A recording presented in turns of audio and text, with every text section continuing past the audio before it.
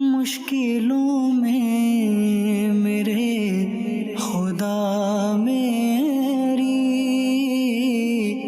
ہر قدم پر معاونت فرما۔ السلام علیکم ورحمۃ اللہ وبرکاتہ۔ امید کرتے ہیں تابعات قادریہ چینل کے حاضرین و سامعین آپ خیر و عافیت سے ہوں گے۔ خدا پاک آپ کو حفظ و ایمان میں رکھیں۔ آج ہم بات کرنے والے حاضرین شیخ سدو کے حوالے سے، جی ہاں، شیخ سدو کے حوالے سے، جنہیں لوگ بہت سے نام سے بولتے، کوئی شخص شیخ سدو کہتا ہے، کوئی پانچوں پیر کہتا ہے، کوئی کچھ کہتا ہے۔ تو اس کی کیا حقیقت ہے، اس کے حوالے سے آج انشاءاللہ عز و جل ہم باتیں کریں گے۔ آج ہم بتائیں گے آپ کو۔ اگر آپ اس چیز کے حوالے سے جاننا چاہتے ہیں تو اس ویڈیو کو ضرور دیکھیں، اور اگر آپ اس چینل پر پہلی بار دیکھ رہے ہیں تو اس چینل کو ضرور سبسکرائب کر لیں، تاکہ ایسی مزید ویڈیو آپ تک بآسانی حاصل ہو سکے۔ تو اب انشاءاللہ عز و جل چلتے ہیں موضوع کی جانب کہ شیخ سدو کون ہے۔ تو شیخ سدو ایک بدکار انسان تھا۔ سدو اور جو بدو ہے، سدو اور بدو جن کا نام ہے۔ سدو جو تھا وہ برا جن تھا، اور جو بدو ہے وہ اچھا جن تھا۔ تو شیخ سدو کا جو پیر صاحب ان کے پاس میں یہ جاتا تھا روحانی علم سیکھنے کے لیے۔ تو کنٹینیو جاتے جاتے وہ ایک وقت ایسا آیا کہ وہ روحانی علم سیکھ لیا۔ سیکھنے کے بعد میں وہ شیخ سدو 2 معقل قابو کر لیا، جسے سدو اور بدو کہتے ہیں۔ تو اس نے کیا حرکتیں کیا کہ سدو اور بدو جو جن تھا، جو معقل تھا، اس کے ذریعے سے لڑکیاں بلواتا تھا، لڑکیاں منگاتا تھا، اور اس کے ساتھ میں وہ شیخ سدو زنا کرتا تھا، غلط فعل کرتا تھا، غلط حرکتیں کرتا تھا، جس کی شریعت اجازت نہیں دیتی۔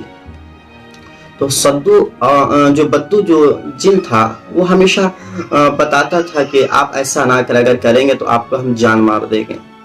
تو اس نے ایک بھی نہیں سنا، کنٹینیو کرتے رہا۔ ایک عرصہ تک وہ یہ سب حرکتیں کرتا رہا، لڑکیوں کو لاتا اور اس کے بعد غلط حرکتیں کرتا، زنا کرتا اس کے ساتھ میں۔ پھر ایک وقت ایسا آیا، شیخ سدو کا پھر جن کہا کہ اگر آپ جس دن زنا کریں گے اور ننگے پیر، جس دن آپ کا پیر زمین پر لگے گا، ہم آپ کو جان مار دیں گے۔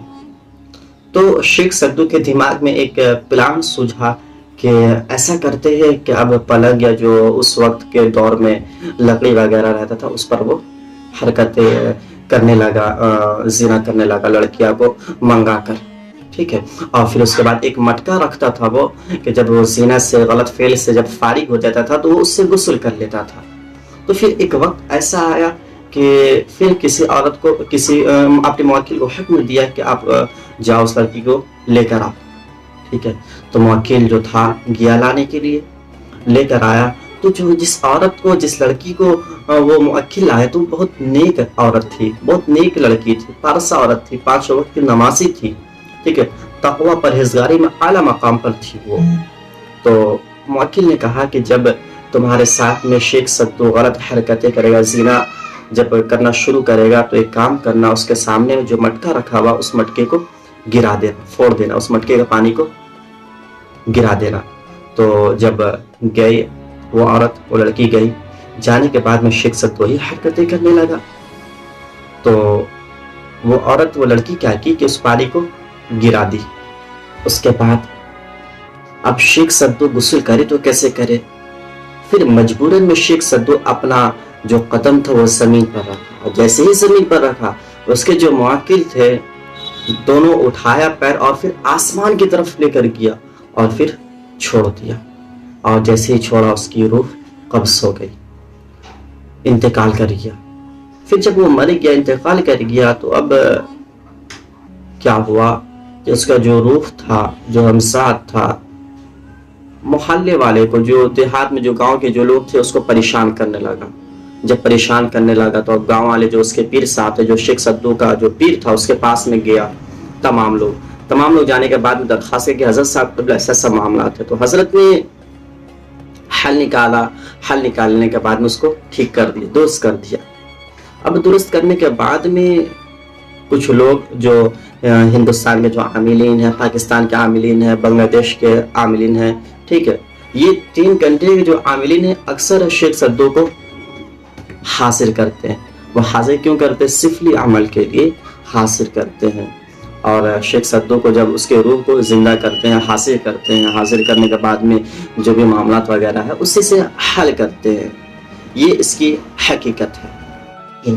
شیخ صدوق سے کام لینے کے لیے، اپنا کام نکلوانے کے لیے جو عاملین ہیں، جو سفلی عمل کے جو عاملین ہیں، اس کو خوش کرتے ہیں. خوش کیسے کرتے ہیں؟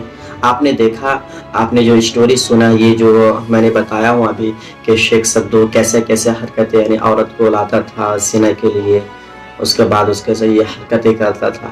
اسی طریقے سے جو سفلی عمل کے جو عاملین ہیں یہ معاہدہ لیتے ہیں اور کرتے ہیں. ٹھیک ہے، یہ اس کی حقیقت ہے.